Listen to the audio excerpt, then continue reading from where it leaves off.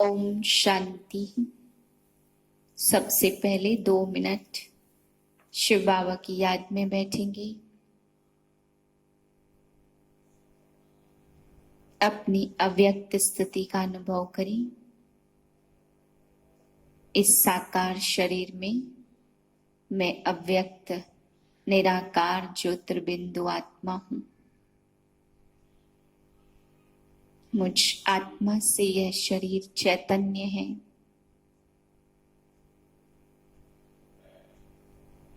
इसकी चैतन्यता को समेट कर मैं आत्मा मस्तक के बीच एकाग्र होती हूँ।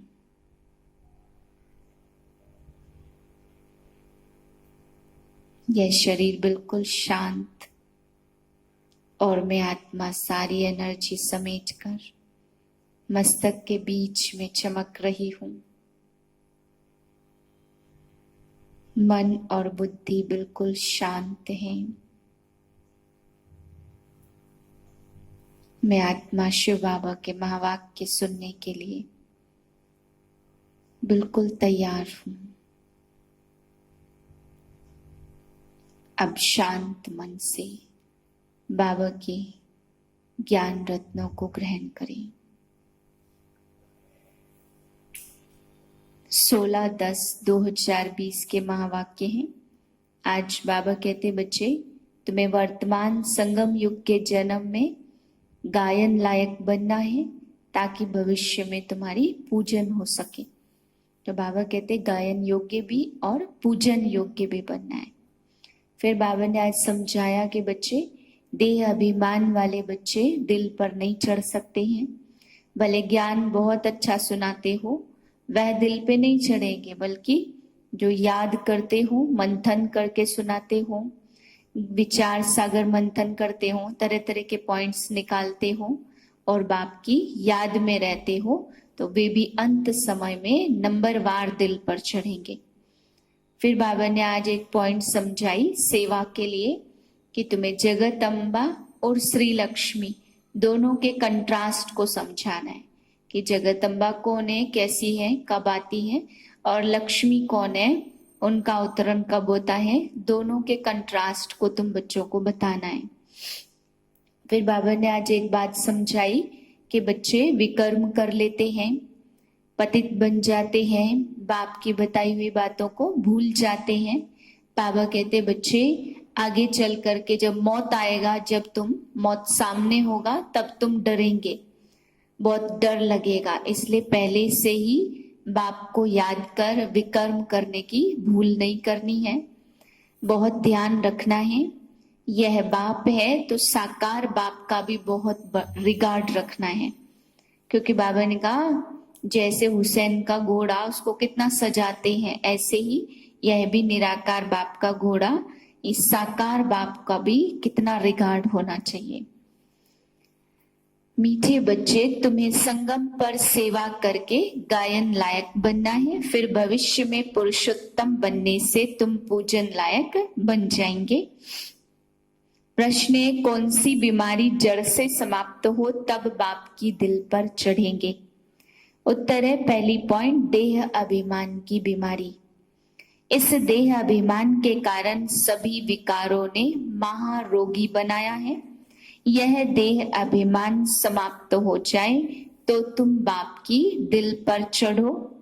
दूसरी पॉइंट है, दिल पर चढ़ना है तो विशाल बुद्धि बनो, ज्ञान चिता पर बैठो, रूहानी सेवा में लग जाओ और वाणी चलाने के साथ साथ बाप को अच्छी रीति याद करो। गीत है, जाग सजनिया जाग, नवयुग आया कि आया। ओम शांति। मीठे मीठे रूहानी बच्चों ने गीत सुना। रूहानी बाप ने साधारण पुराने तन द्वारा मुख से कहा, बाप कहते मुझे पुराने तन में पुरानी राजधानी में आना पड़ा। अभी यह रावण की राजधानी है, तन भी पराया, क्योंकि इस शरीर में तो पहले से ही आत्मा बैठी है। मैं पराये तन में प्रवेश करता हूं। अपना तन होता तो उसका नाम पड़ता, हमारा नाम बदलता नहीं है, मुझे फिर भी कहते हैं शिव बाबा। गीत तो बच्चे रोज सुनते हैं, नवयुग अर्थात नई दुनिया सतयुग आया कि आया। अब किसको कहते हैं जागो? आत्माओं को, क्योंकि घोर अंधियारे में आत्माएं सोई पड़ी हैं, कुछ भी समझ नहीं है, बाप को जानते नहीं है। जब बाप जगाने आए हैं, अभी तुम बेहद के बाप को जानते हो, उनसे बेहद का सुख मिलना है। नए युग में सतयुग को नया युग कहा जाता और कलयुग को पुराना युग कहेंगे। विद्वान पंडित आदि कोई भी नहीं जानते, कोई से भी पूछो नया युग फिर पुराना कैसे होता, तो कोई भी बता नहीं सकेंगे, कहेंगे यह तो लाखों वर्ष की बात है।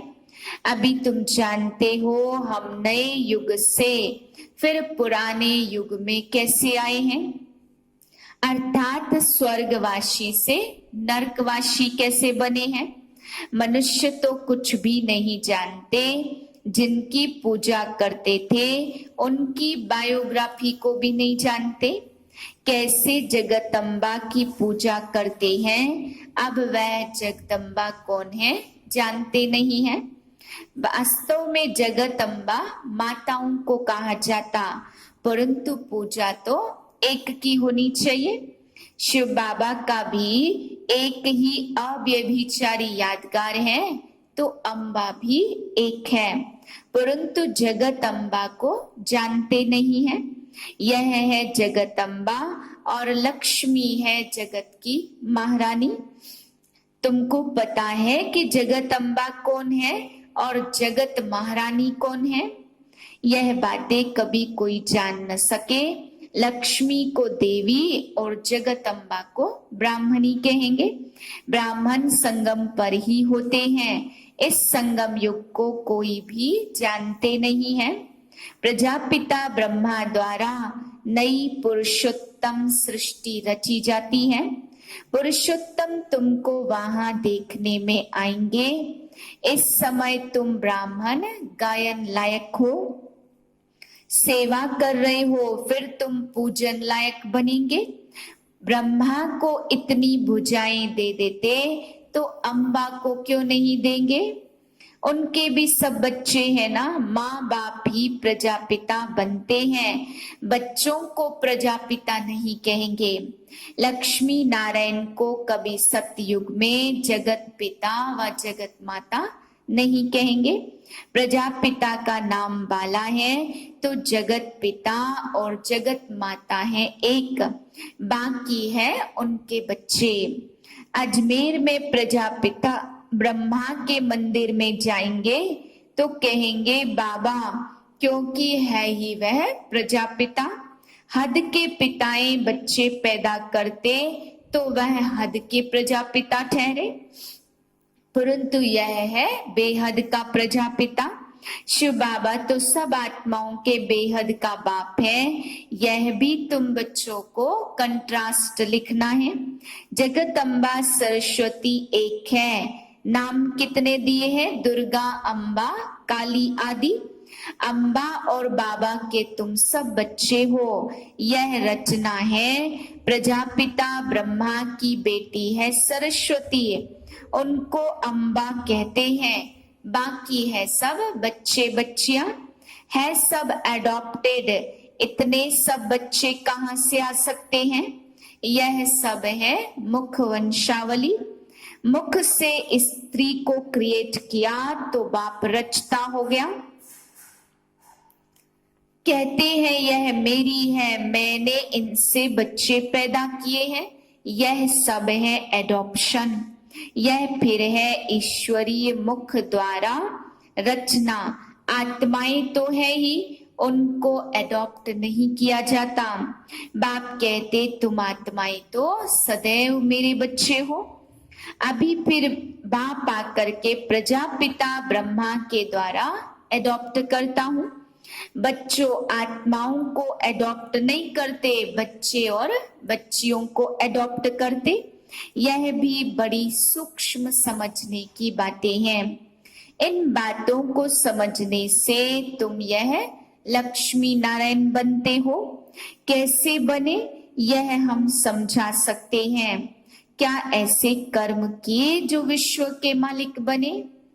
तुम प्रदर्शनी आदि में पूछ सकते हो, तुमको मालूम है कि इन्होंने स्वर्ग की राजधानी कैसे ली? तुम्हारे में भी यथार्थ रीति हर कोई समझा नहीं सकते। जिनमें दैवी गुण होंगे या रूहानी सर्विस में लगे हुए होंगे वही समझा सकते हैं। बाकी तो माया की बीमारी में फंसे रहते हैं। अनेक प्रकार के रोग हैं, देह अभिमान का भी रोग है। इन विकारों ने ही तुमको रोगी बनाया है। बाप कहते हैं मैं तुमको पवित्र देवता बनाता हूँ। तुम सर्वगुण संपन्न पवित्र थे, अभी पतित बन गए हो तो बेहद का बाप ऐसे कहेंगे। इसमें निंदा की बात नहीं है, यह समझाने की बात है। भारतवासियों को बेहद का बाप कहते मैं यहाँ भारत में आता हूँ। भारत की तो महिमा अपरम अपार है। यहाँ आकर नरक को स्वर्ग बनाता हूँ, सबको शांति देते हैं। तो ऐसे बाप की महिमा अपरम अपार है, पारावार नहीं है। जगत अम्बा और उनकी महिमा को भी कोई जानते नहीं है। इनका भी कंट्रास्ट तुम बता सकते हो। यह है जगत अम्बा की बायोग्राफी और यह है लक्ष्मी की बायोग्राफी। वही जगत अम्बा फिर लक्ष्मी बनती और लक्ष्मी सो फिर 84 जन्मों के बाद जगत अम्बा बनेगी। चित्र भी अलग अलग रखने चाहिए। दिखाते हैं लक्ष्मी को कलश मिला, परंतु लक्ष्मी फिर संगम पर कहां से आई? वह तो सतयुग में हुई। यह सब बातें बाप बैठकर समझाते हैं। चित्र बनाने के ऊपर जो मुकर्रर हैं उनको विचार सागर मंथन करना चाहिए, तो फिर समझाना सहज होगा। इतनी विशाल बुद्धि चाहिए तब दिल पर चढ़े। जब बाबा को अच्छी रीति याद करेंगे, ज्ञान चेता पर बैठेंगे, तब ही दिल पर चढ़ेंगे। ऐसे नहीं कि जो बहुत अच्छी वाणी चलाते हैं वह दिल पर चढ़ते हैं। नहीं, बाप कहते हैं दिल पर अंत में चढ़ेंगे। नंबरवार पुरुषार्थ अनुसार जब देह अभिमान खत्म हो जाएगा। बाप ने समझाया ब्रह्म ज्ञानी ब्रह्म में लीन होने की मेहनत करते हैं, परंतु ऐसे लीन कोई भी हो नहीं सकते हैं। बाप ज्ञान और योग सिखलाते हैं, फिर राज राजेश्वरी डबल सिरताज देवी देवता बनेंगे। कौन सा ऊंच पद पाना है? ऊपर चोटी में है ब्राह्मण, चोटी सबसे ऊपर है। अभी तुम बच्चों को पतित से पावन बनाने बाप आए हैं। अभी फिर तुम्हें पतित पावनी बनते हो, यह नशा है। हम सबको पावन बनाए राज राजेश्वर बना रहे हैं। नशा हो तो खुशी भी रहे। अपनी दिल से पूछो हम कितनों को आप समान बनाते हैं? प्रजापिता ब्रह्मा और जगदम्बा दोनों एक जैसे हैं। ब्राह्मणों की रचना रचते हैं तो शूद्र से ब्राह्मण बनने की युक्ति बाप बतलाते। यह कोई शास्त्रों में नहीं है। मनुष्यों की बुद्धि में फिर अर्जुन और कृष्ण हैं। महाभारत की लड़ाई बरोबर हुई थी तो राजयोग एक को सिखाया होगा क्या? यहाँ तो ढेर पढ़ते हैं, बैठे भी देखो कैसे साधारण हैं। छोटे बच्चे अल्फ और बे पढ़ते हैं तो यहाँ पर तुम अल्फ और बे की पढ़ाई कर रहे हो। कोई आसुरी काम नहीं करना है, दैवी गुण धारण करने हैं। देखना है हमारे में कोई अवगुण तो नहीं है। अब गुणवान बनाना तो केवल एक बाप का काम है। बाप के टाइटल की टोपी फिर अपने ऊपर रख दी है। बाप कितनी फर्स्ट क्लास बातें समझाते हैं, डायरेक्शन भी देते हैं। जगदम्बा और लक्ष्मी का कंट्रास्ट बताओ। ब्रह्मा सरस्वती संगम के और लक्ष्मी नारायण सतयुग के। यह चित्र है समझाने के लिए। ब्रह्मा सरस्वती की बेटी है, पढ़ते हैं मनुष्य से देवता बनने के लिए। अभी तुम ब्राह्मण हो तो सतयुगी देवता भी मनुष्य ही हैं, परंतु उन्हों को देवता कहते मनुष्य कहने से जैसे उनकी इंसल्ट हो जाती है, इसलिए देवी देवता कह देते हैं। ऐसे ऐसे विचार चलाने पड़े। प्रदर्शनी में इतने सबको बुलाते, कस्टम कलेक्टर को कभी कोई ने निमंत्रण नहीं दिया है। इसमें बड़ी विशाल बुद्धि होनी चाहिए।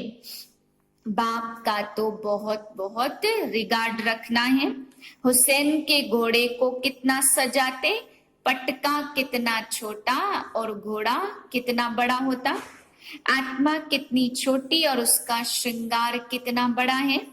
यह अकाल मूर्त तख्त है ना, सर्वव्यापी की बात गीता ने उठाई है। बाप कहते मैं आत्माओं को राजयोग सिखलाता हूँ, फिर सर्वव्यापी कैसे होंगे। बाप टीचर गुरु सर्वव्यापी कैसे होंगे। बाप कहते मैं तो तुम्हारा बाप हूँ और फिर ज्ञान का सागर हूँ। तुम बेहद की हिस्ट्री ज्योग्राफी समझने से बेहद का राज्य लेते हो। यहाँ पवित्रता सिखलाई जाती है, फिर भी अगर कोई गिरेंगे तो उसमें बाप क्या कर सकते हैं। घर में कोई बच्चा गंदा हो पड़ता, काला मुंह कर देता तो बाप कहते तुम तो मर जाते तो अच्छा था। बेहद का बाप बल ड्रामा को जानते हैं, फिर भी कहेंगे तो सही ना। तुम औरों को शिक्षा देते हो और खुद गिरते हो तो 1000 गुना पाप चढ़ जाता। कहते हैं माया ने थप्पड़ मार दिया तो माया ऐसा घुसा मारती जो एकदम अक्ल ही गुम कर देती है। बाप समझाते रहते आंखें बड़ी धोखेबाज हैं, कभी कोई विकर्म नहीं करना है। तूफान तो बहुत आएंगे क्योंकि युद्ध के मैदान में हो ना, पता ही नहीं पड़ता कि क्या होगा। माया झट थप्पड़ लगा देती है। अभी तुम कितने समझदार बनते हो। आत्मा ही समझदार बनती है, आत्मा ही बेसमझ थी। अब बाप समझदार बनाते हैं तो बहुत देह अभिमान में है, समझते हैं कि हम आत्मा हैं। बाप हम आत्माओं को पढ़ाते हैं, हम आत्मा इन कानों से सुन रही हैं। तो अब बाप कहते कोई भी विकार की बात इन कानों से ना सुनो। बाप तुम्हें विश्व का मालिक बनाते तो मंजिल बहुत बड़ी है। मौत जब नजदीक आएगा फिर तुमको डर लगेगा। मनुष्यों के मरने के समय मित्र संबंधी आदि कहते हैं ना भगवान को याद करो, या कोई गुरु आदि को याद करेंगे। देहधारी को याद करना सिखलाते हैं। बाप कहते हैं मुझ विदेही विचित्र को याद करो। ज्ञान सागर ज्ञान भी सिखलाते तो राजयोग भी सिखलाते हैं। अच्छा मीठे मीठे सिकिलधे बच्चों प्रति माता पिता बाप दादा का याद प्यार गुड मॉर्निंग। रूहानी बाप की रूहानी बच्चों को नमस्ते। हम रूहानी बच्चों की रूहानी बाप को नमस्ते। धारणा के लिए है पहली पॉइंट, समझदार बन माया के तूफानों से कभी हार नहीं खाना है। आंखें धोखा देती है इसलिए अपनी संभाल करनी है। कोई भी विकारी बातें इन कानों से नहीं सुननी है। दूसरी पॉइंट है अपनी दिल से पूछना है कि हम कितनों को आप समान बनाते हैं। मास्टर पतित पावनी बन सबको पावन राज राजेश्वर बनाने की सेवा कर रहे हैं। हमारे में कोई अवगुण तो नहीं है, दैवी गुण कहाँ तक धारण किए हैं। वरदान है सभी को ठिकाना देने वाले रहम दिल बाप के बच्चे, रहम दिल भव। रहम दिल बाप के रहम दिल बच्चे किसी को भी भिखारी रूप में देखेंगे तो उन्हें रहम आएगा कि इस आत्मा को भी ठिकाना मिल जाए, इनका भी कल्याण हो जाए। उनके संपर्क में जो भी आएगा उनको बाप का परिचय जरूर देंगे। जैसे कोई घर आता है तो पहले उसे पानी पूछा जाता, ऐसे ही चला जाए तो बुरा समझते हैं। ऐसे जो भी संपर्क में आता उससे बाप के परिचय का पानी जरूर पूछो। अर्थात दाता के बच्चे दाता बनकर कुछ न कुछ दो ताकि उससे भी ठिकाना मिल जाए। स्लोगन है यथार्थ वैराग्य वृत्ति का सहज अर्थ है जितना न्यारा उतना प्यारा। ओम शांति।